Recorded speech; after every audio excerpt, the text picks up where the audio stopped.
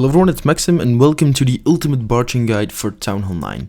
In this tutorial we're going in on spell usage, what spells I use best and how to use them effectively, as well as I'm going to go deeper on how to effectively raid with Barch, how to deploy your troops and how to raid as fast as possible and make as much money as possible. So first things first, let's take a look at the archers and the barbarians. Town Hall 9 users usually have level 6 archers and level 6 barbarians.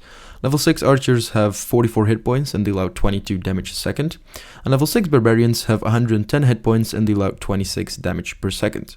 That basically means that an archer can be killed with one shot from a level 9 cannon or higher, and a barbarian can take up to 3 shots from a level 10 cannon but will die in 2 shots from a level 11 one. An archer is also killed with one shot from a level 8 archer tower or above, as well as from a level 6 mortar or above, level 6 wizard tower or above, and a level 6 Tesla or above as well.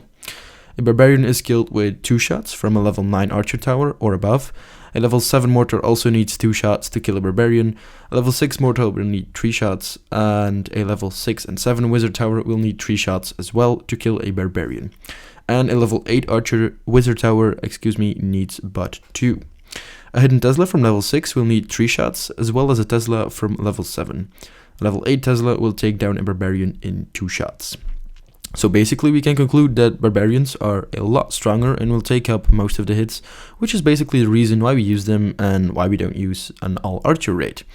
The archers will then shoot over the walls to destroy the defenses, while the defenses are attacking the barbarians, so they basically fund as a tank.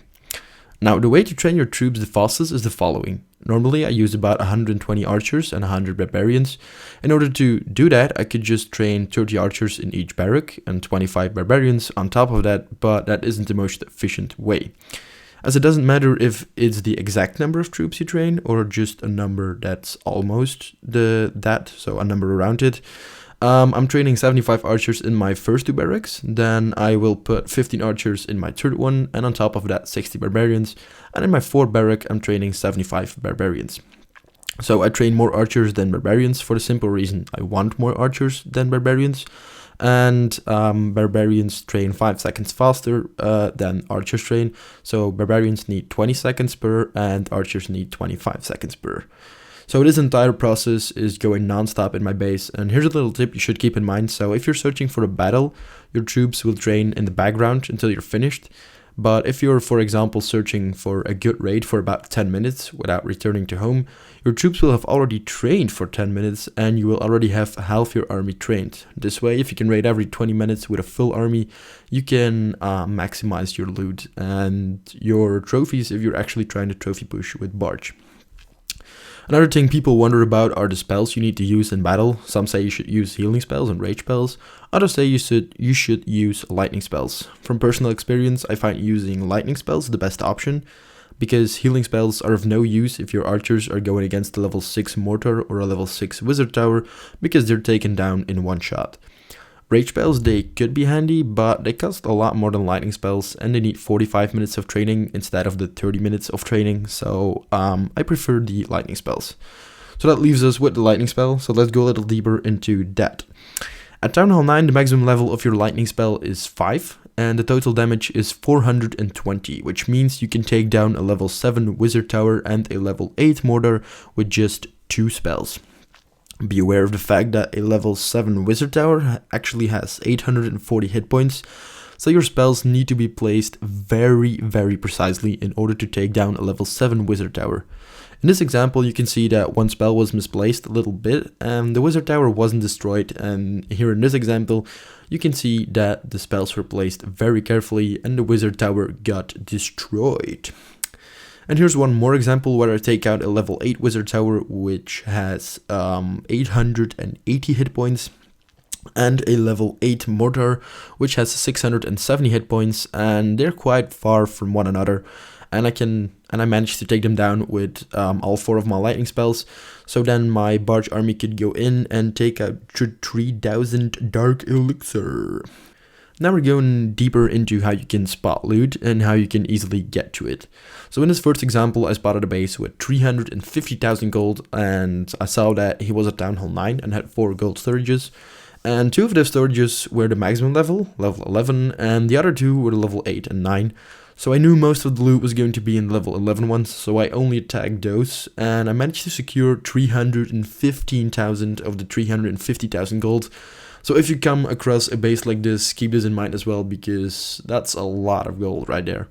Now, how can you tell where the loot is located? Is it in the mines and pumps, or is it in the storages? Usually you should look for a base with either no ranking in the trophy system, or a base that has gravestones in it. In the following example, I have spotted a base with a ranking, but there are gravestones around the outside buildings, so this base contains loot, right? The answer to that question is no, it does not, because if you want to know what building contains loot, you have to look at the mines and the pumps, and the elixir pumps can tell you best if there's a lot of loot in them or not. So in this first picture you can see the elixir pump has but a drop of elixir, which means there could be nothing in the pump to steal at all. In this next picture you can see an elixir pump which contains a little bit of elixir. This means there's about 5 to 10,000 elixir to be stolen from it. And in this third picture you can see that there's quite the amount of elixir in the elixir pump. This will average from 10 to 25,000 elixir to be stolen from one pump. So if you find these, there's usually quite a good loot attached to that. And in the last picture you can see that the elixir pump is almost filled to the top. This means that the amount of elixir to be stolen averages between 25 and 75,000 elixir, as the maximum amount to steal from a miner pump is 50% from what it contains. Basically this means that an elixir pump or a gold mine can hold a maximum of 150,000, and 50% can be stolen from that, so that's 75,000. And if you come across one of these, you usually have a very good rate, as you will see at the end of this video, by the way. So, if you use these basic tips, you can tell where the loot is concentrated in the base, and you'll know if you'll be able to take it down or not. A last thing I want to add with barching is that you should always look for easy buildings to take out, as they will build your percentage the fastest.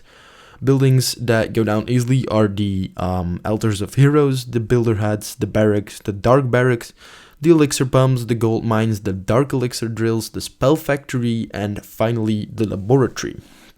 So if you're looking for buildings to take down, then first of all look if they're out of range of defenses, so you won't lose much troops as shown right here. This way you'll basically get free percentage. If you do get attacked, then keep in mind you don't need like 20 troops to take down a building, as they have very low health. So to end this video, I want to show you guys an insane barch raid that delivered me more than 850,000 resources. And if you enjoyed this video and learned some good stuff, please smash that like button, as I put a lot of effort in this video. Also, if you're not already subscribed, please do so as well, and I will see you guys in the next video. Have a great clashing day.